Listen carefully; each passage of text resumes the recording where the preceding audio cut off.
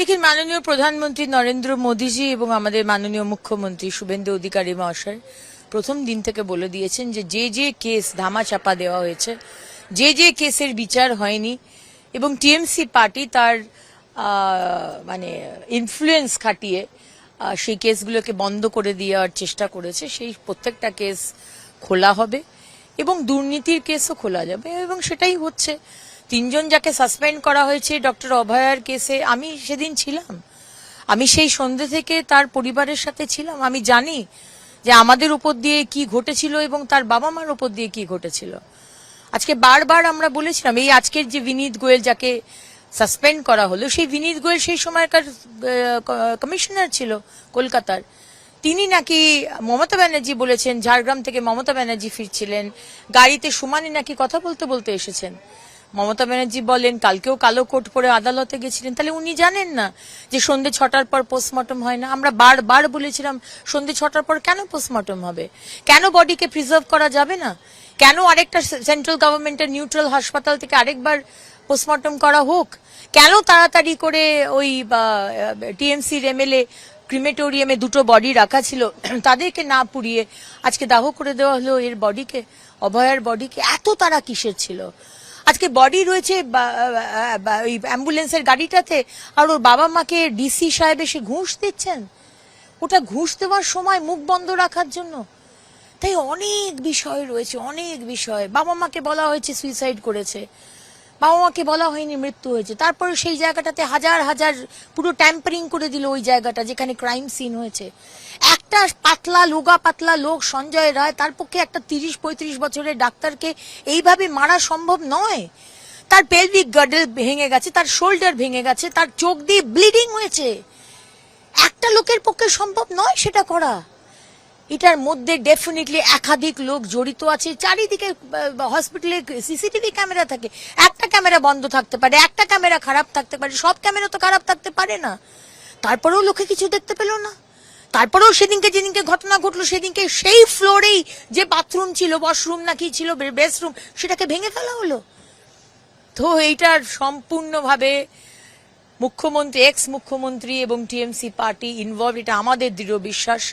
এবং আজকে যে তিনজনকে সাসপেন্ড করা হয়েছে, শুধু সাসপেন্ড নয়, এর আরো বড় শাস্তি চাই। শুধু সাসপেন্ড হয়ে কি হবে? এখন তাদের চাকরির হয়তো শেষের দিকে বিনীত গোয়েল, তাকে আরো অনেক বড় শাস্তি দিতে হবে। এমন শাস্তি দেওয়া দরকার যাতে আজকে অন্য সরকার এসছে, সেই সরকারের আমলে অন্য পুলিশ অফিসার এইরকম কাজ করতে যাতে সাহস না পায়। ঘোষণা করছি, আপনারা জানেন যে আরজিকর ইনসিডেন্ট, আমরা এমনিতেই সোমবার দিন ক্যাবিনেটে আপনারা অনেক সিদ্ধান্ত দেখবেন যে আমাদের চার্জশিট ডিক্লারেশন এবং ম্যানিফেস্টোতে অনেকগুলো বিষয় বলা রয়েছে। অ্যাট্রোসিটি এগেইনস্ট ওমেন, আমাদের ইনস্টিটিউশনাল করাপশন, ওগুলো আমরা পরে পরে বলবো। ক্যাবিনেটের অ্যাপ্রুভাল নিয়ে, প্রপার অথরিটির অ্যাপ্রুভাল নিয়ে আমরা আপনাদেরকে নিশ্চয়ই জানাবো।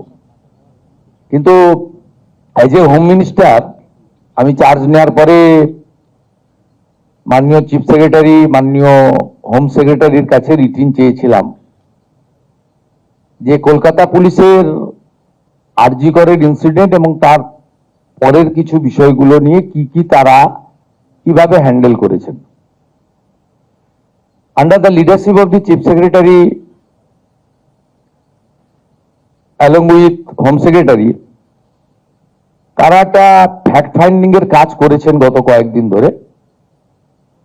সেইটা দেখার পরে ইনিশিয়ালি আজকে আমরা একটা অ্যাডমিনিস্ট্রেটিভ অ্যাকশন নিলাম। এজ এ হোম মিনিস্টার আমি ডিক্লেয়ার করছি, সেটা হচ্ছে ওই সময় যে ইনসিডেন্ট ঘটেছিল তাকে মিসহ্যান্ডেলিং করা,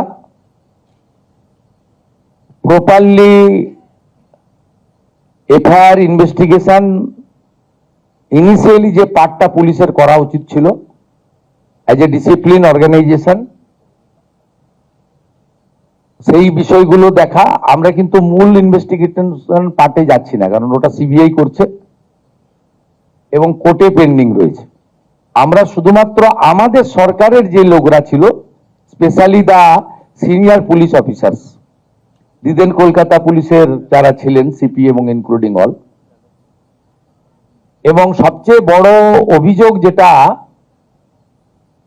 ইনিশিয়ালি আমাদের কাছে থ্রু মিডিয়া অনেকবারই এসেছে ভিকটিমের মাদারের পক্ষ থেকে, যে দুজন police officer on behalf of the state government টাকা দিতে চেয়েছিলেন।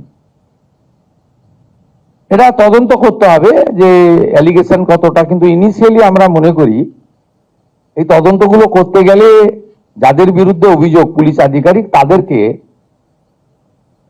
সাসপেনশনে রেখে তদন্ত করা উচিত, নইলে তদন্ত কখনো ট্রান্সপারেন্ট হতে পারে না। আমরা কিন্তু আবারও বলি সিবিআইর পার্টটা আমরা ঢুকছি না। খুব ব্রুটাল রেপ অ্যান্ড কিলিং ওসব ওই পার্টটাতে আমরা ঢুকছি না। হাইকোর্ট সুপ্রিম কোর্টের অনেকগুলো গাইডলাইন আছে, ওই পার্টে ঢুকছি না। আমরা শুধু সিচুয়েশনটাকে মিসহ্যান্ডেলিং করা, offer financial one type of bribe on behalf of the কার পক্ষে নিয়েছেন ওনারা, যখন ইন্টারনাল ফ্যাক্ট ফাইন্ডিং হবে, ডিপার্টমেন্টাল ইনকোয়ারি হবে, তখন ওনাদের যাদের বিরুদ্ধে আমরা আজকে অ্যাকশন নিচ্ছি তার বক্তব্য নেব, এবং ভিকটিম ফ্যামিলি যদি চান তাদের বাড়িতে গিয়েও আমাদের অফিসাররা নিয়ে আসবে, এবং তার পারিপার্শ্বিক যা আছে phone call record, WhatsApp chat, এগুলো আমরা পরে পরে বের করব। তখনকার যারা অফিসাররা ছিলেন তাদের সঙ্গে কাদের কাদের কথা হয়েছে, কোন মন্ত্রী মুখ্যমন্ত্রী দিদেন টাইমে তাদের কোনো ইনস্ট্রাকশন ছিল কিনা, এগুলো আমরা সব বের করব। কারণ ওদের যে অফিসিয়াল এবং পার্সোনাল সেটা আপনার ইনভেস্টিগেশনের পার্ট, কিন্তু আমরা ওই মিসহ্যান্ডেলিং আর পরিবারকে বেআইনিভাবে অর্থ অফার করা, আর একজন ডিসি তার প্রেস কনফারেন্সের অ্যাটিটিউড এবং language in front of media, এটা আমাদের রাজ্যের ক্ষেত্রে খুব একটা সুখকর ছিল না। এই সব কিছু দেখে, কারণ ইটস এ ডিসিপ্লিন ডিপার্টমেন্ট, উনি spokesperson of the Kolkata police ছিলেন না অফিসিয়ালি, আমরা এখান থেকে তথ্য নিয়েছি। উনি spokesperson of the secretariat PD police ডিপার্টমেন্টের স্পোক্সপারসন বা হোম ডিপার্টমেন্টের স্পোক্সপারসন ছিলেন না। উনাকে পার্টিকুলার আরজিকর ইস্যুতে সাংবাদিকদের সামনে কথা বলার জন্য কোনো কাগজে কেউ দায়িত্ব দেয়নি। কেউ ভার্বেলি দিয়ে থাকতে পারে, সেটা কল রেকর্ডে বোঝা যাবে, কিন্তু উনার যে বক্তব্যের থ্রোয়িং, এটা নারী সমাজ, মাতৃশক্তি, আমরা সবাই তো ভারত পিতা বলি না, ভারত মাতা বলি, এবং অভয়া ইনসিডেন্ট আমাদেরকে নাড়িয়ে দিয়েছে গোটা পৃথিবীতে, এবং নিশ্চয়ই পশ্চিমবাংলার মান মর্যাদা গরিমা সব নষ্ট হয়েছে। ঠিক আছে, আমরা আরো অনেকগুলো মেজার নেব। আমরা আজকে 3 জন আইপিএস কে সাসপেন্ড করছি। মিস্টার বিনীত গোয়েল, উনি এখন এডিজি রয়েছেন আইবিতে, আর আরো 2 জন আইপিএস, শ্রীমতী ইন্দিরা মুখার্জি এবং শ্রী অভিষেক গুপ্তা, এই 3 জনকে আমরা আজকে সাসপেন্ড করলাম, এবং এইচএস এর গাইডেন্সে, সিএস এর গাইডেন্সে HS as per the rules যা আছে ক্যাডার রুল সেটা মেনে